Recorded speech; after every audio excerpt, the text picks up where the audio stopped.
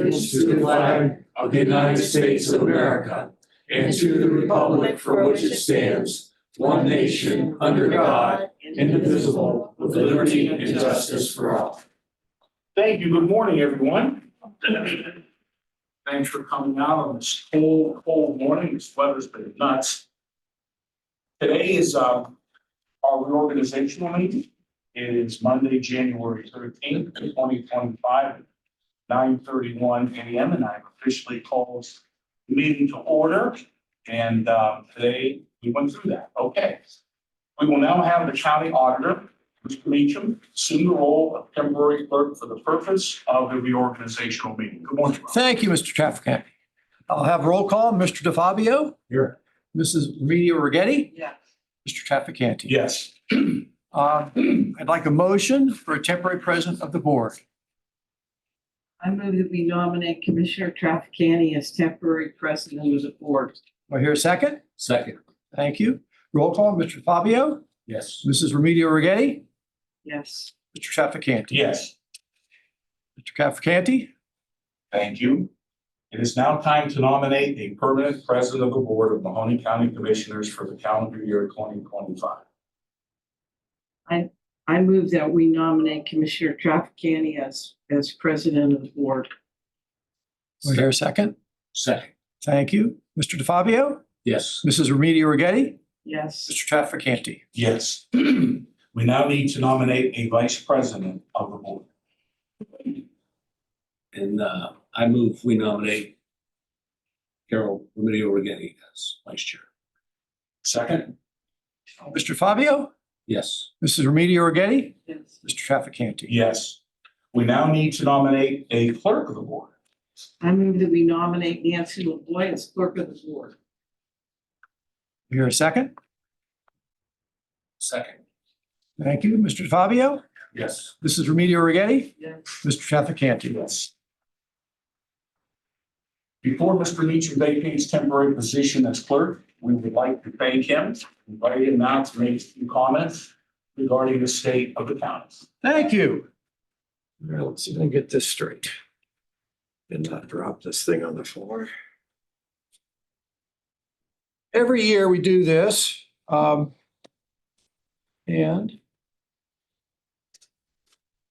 we'll talk about how the county is doing, but also how the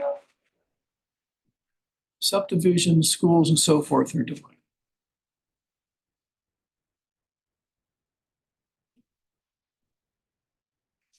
It's not coming up. I need to share screen.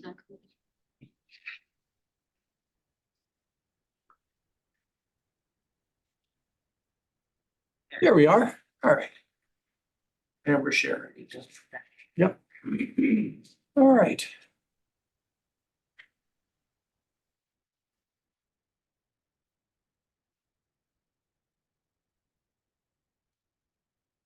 Okay, this is not moving.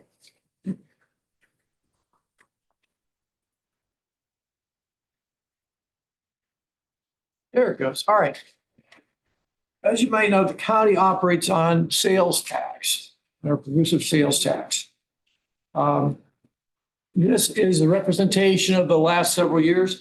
These numbers are cash-based, not GAAP-based. And you'll see that we've had an increase every year. The three different colors represent the general fund and the justice fund. And in 2022, we started the road tax. And this is the receipts as divided into those categories going back to 2020.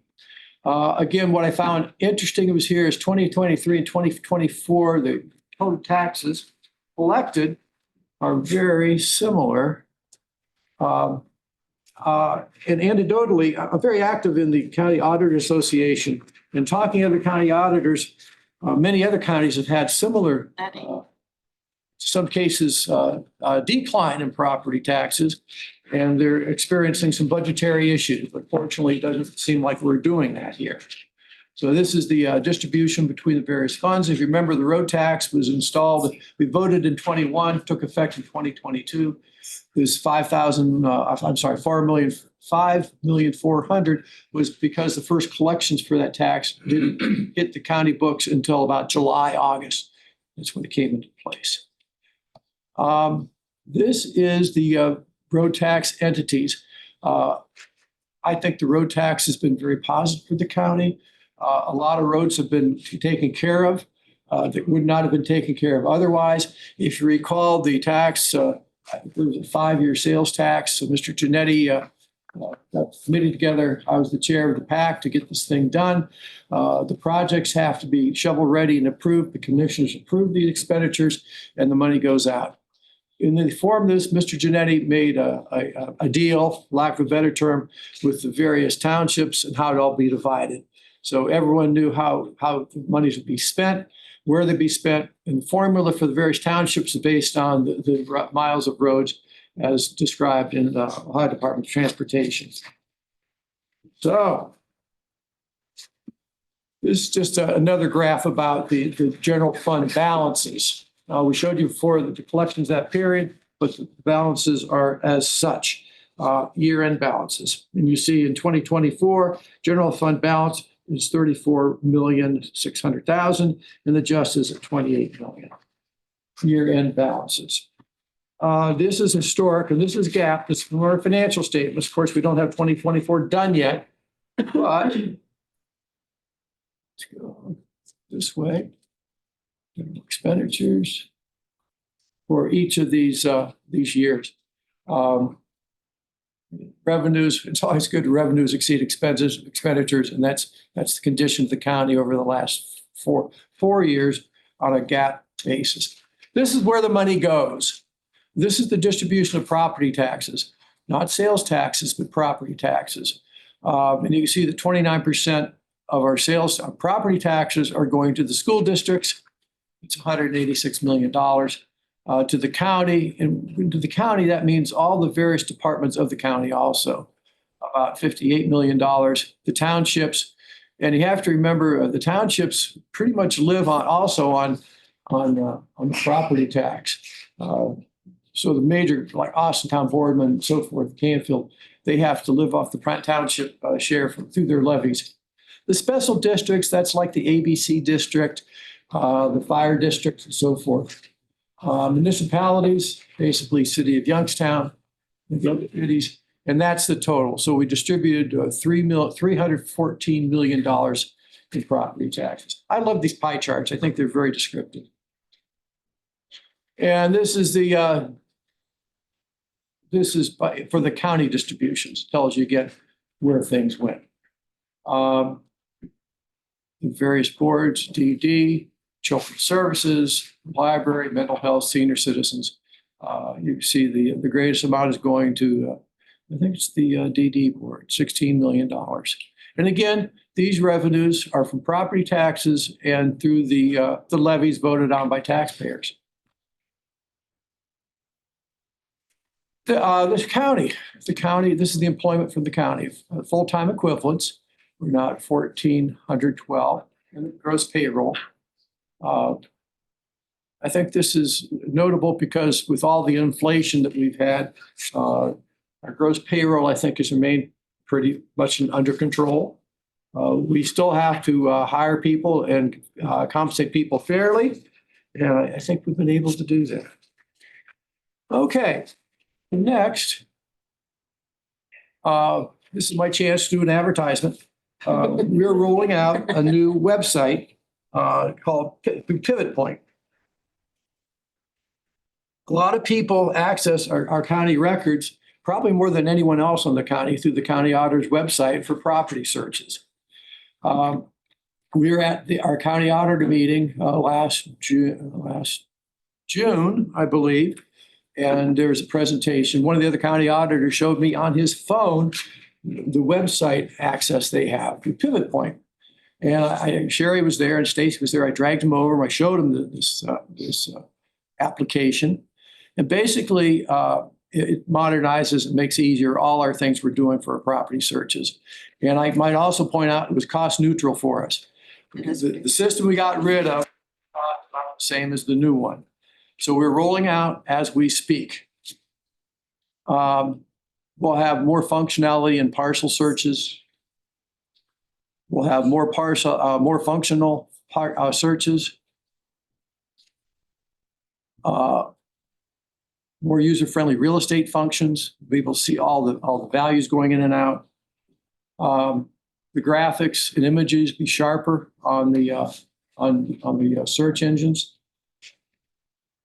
So we have a lot of new options on our menu, and these are all accessible and actually legible through your phone. So you pick up your smartphone and go through these things. Another thing that's not quite up, well, sales reports, sales list and linked report, conveyance fee calculator, and tax estimator, all available on this site. Some are up right now, others will be up in the next couple of weeks. Remember the pie charts I showed you a minute ago about where your taxes are going? We'll be able to show a pie chart like that for every property in the county. So you see, if you're in Canfield, maybe you're at 60% for property taxes, someplace else be 58 or 59, but we'll have a pie chart for each one of those. Kind of exciting if you prefer in a geeky way. So we'll have a lot of information out there available, as it still is, over your PCs, but also on your phone. I think the property search and the comparative sales things are really going to be neat. And also, I'm really excited again about every taxpayer being able to see where the tax dollars are going. And this will be updated on a daily basis. And I know Audrey likes to hear it didn't cost us anything more. Good answer. Okay. Some people might be aware, I think everyone was, we went through a property reassessment this last year. And we already reported many of these things already. So in 2020 was the, 2020 was the triennial, and the values jumped some, and then this last, it jumped more. Again, across the county, about a 38% increase in residential property assessed values. And I showed this graph before. It's very comparable to what everyone else saw. By that, I mean other counties. Now, I'll digress for a minute. I do watch what's going on. I read different things and talk to our auditors. And nationally, property assessed values are going up again, still. Not much leeway there at all. And the estimate now for the state of Ohio, since these numbers came about 13% in assessed values for residential. So what we saw, I think, over those last couple of years, and some people said it's a bubble. It wasn't a bubble. I don't think it's, I don't see this bubble popping at any time soon. We still have the high cost of rebuilding, the high cost of materials, high cost of labor, and just a real shortage. We don't see the same velocity in sales that we saw for a while there. We don't see as many coming in at greatly over asking price, but there's not a lot of sales, not a lot of housing stock out there. Okay, what do we have next? We talk about property taxes again. Now, what can we do about property taxes? I've talked about this before, but it bears repeating. House Bill 920 was legislated in 1976. It was to prevent school districts and other taxing districts from gathering more that was voted on in the levies. So it kind of put a lid on those. In other words, if you voted for a levy that was supposed to raise $3 million in Austintown, that's all it would raise, never more than that, despite the fact that assessed values are going up. So the next year, the school districts, the school lobby said, we don't want our levies held to those limits. They put in the 20 mil floor. Now this is tough stuff. The 20 mil floor basically says that if your school district is getting less than 20 mils in their levies, and that means your emergency levies and your general levies, general levies and emergency levies and capital levies are not included in this calculation. So those things do not apply to this. This causes this is just like inside millage. The county gets some inside millage, but we're limited by law to 10 mils. Anything other than that has to be voted for. Now, the 20 mil floor for schools, that inside type millage is not voted upon. It's imposed by the state. So This is what it looked like in tax year 23, pay year 24. I've shown some of these before. And you can see in the various school districts, for instance, another graph, I'll give the absolute dollars. Jackson Milton got another 5.4 mils, Sebring 4.8, Campbell. So you can all see those numbers through there. So there's the 20 mil floor. So the levies that they had voted in were 14.5, but the addition by the 20 mil floor, which top line, is 5.4 mils. And these again, since we had a 38% increase in assessed values last year, this inside millage increased by 38%. So the next slide will show you the absolute dollar amounts. And these are the top 10 in the county. And these people are still at the 20 mil floor, I believe, for the current tax year. So Jackson Milton got another $1.4 million, just top line. Springfield, $1 million. Poland got $2.7 million additional. South Range, $1.046 million. And joint fire or joint school district, another $2.3 million. So why do I have a problem?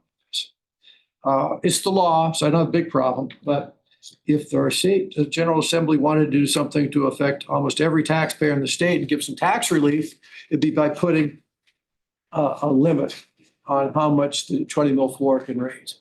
For instance, if last year they said, okay, it's only up by 3% because that's what inflation is, instead of a 38% increase in all of the inside millage, we would have 3%. No one is addressing. I've talked to our friends in the General Assembly. They're not paying attention to this. And the current stuff, it doesn't look like they are either. So I'm not against the schools. I just think that you only should have levies that are voted upon by the taxpayers. That's the way we do things. And this is just another graphic depiction of that with the increase for each of these places during the 20 mil floor. What do the County Auditor Association, what do we propose? We'd like to limit the growth of fixed rate levies subject to the 20 mil and 2 mil floors. What I just talked about. Put some inflationary or something that can't increase. We need to expand the homestead exemption. It's very limited. The reason why the General Assembly does not increase the homestead exemption is we assess values and taxes at the full amount.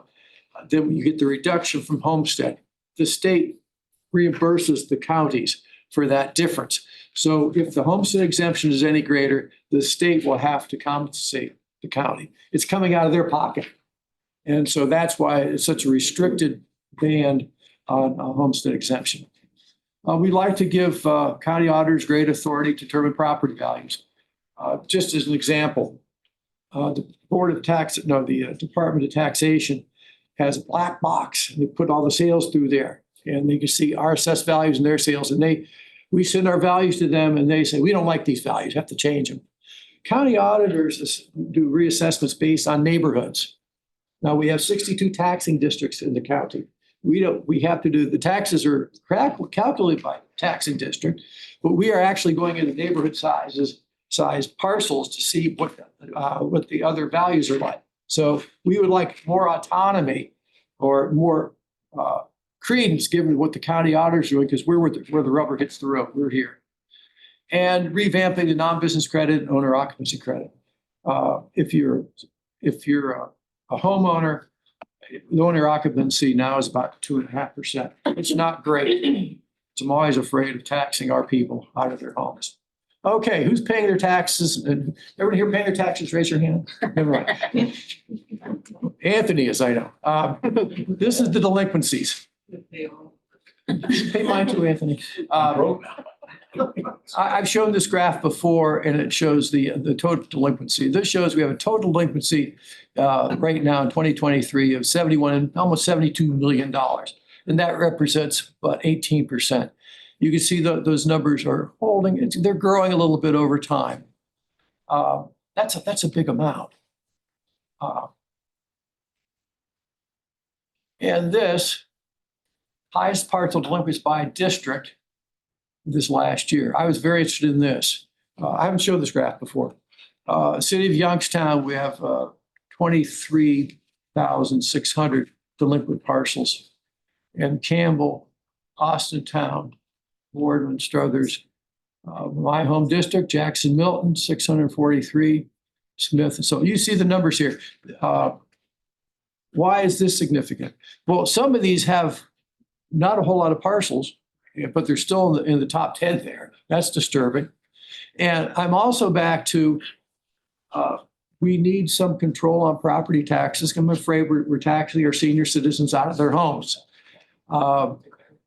There's talk now about anyone over 70, your taxes are frozen. Other states have done it.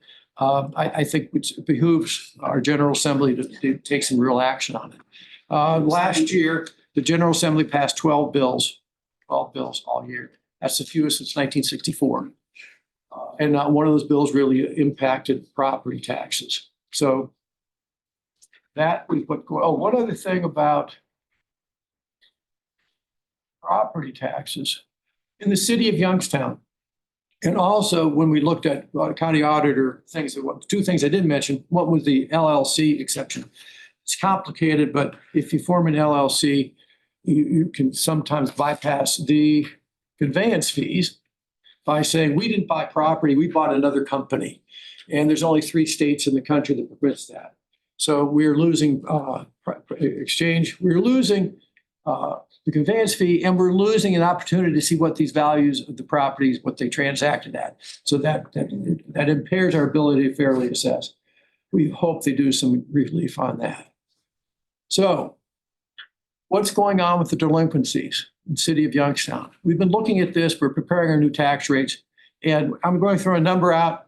Ed's heard me do this before, that they're close. Out of the city taxation, about 1/3 of properties in the city of Youngstown are exempt.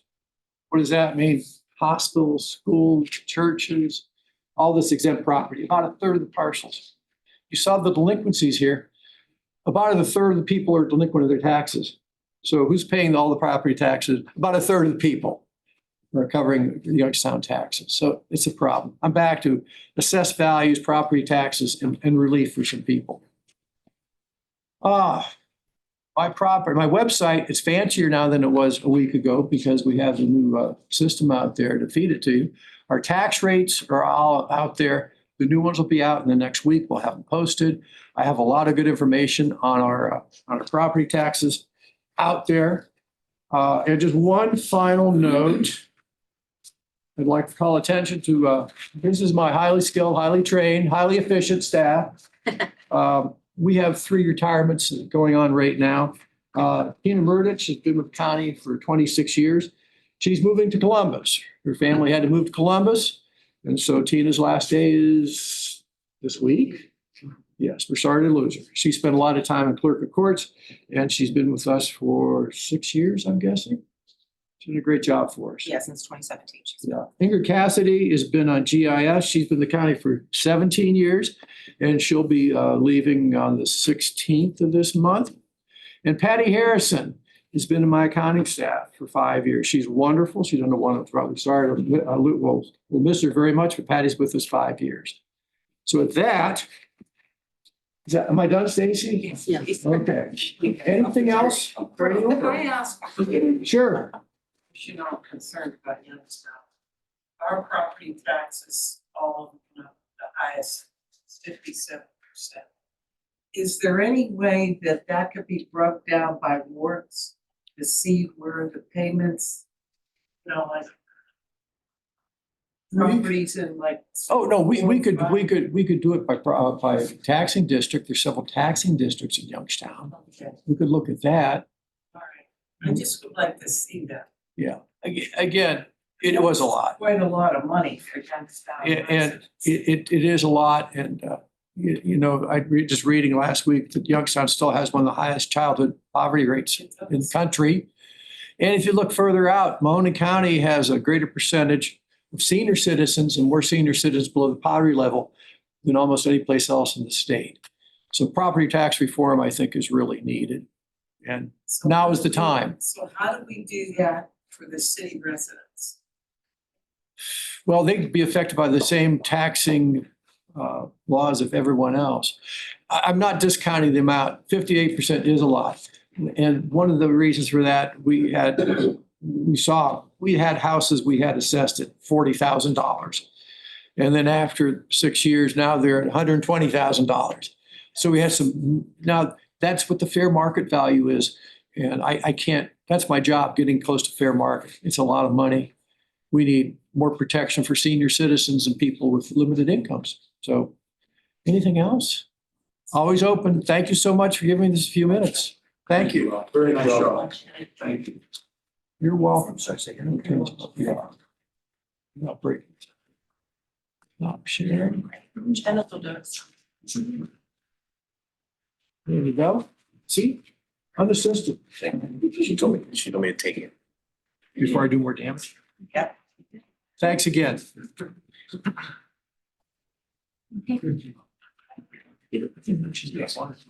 Nancy. Okay. Do I have a motion to appoint the first acting clerk of the board? We should appoint Holly Musgrave of Good as first acting clerk of the board.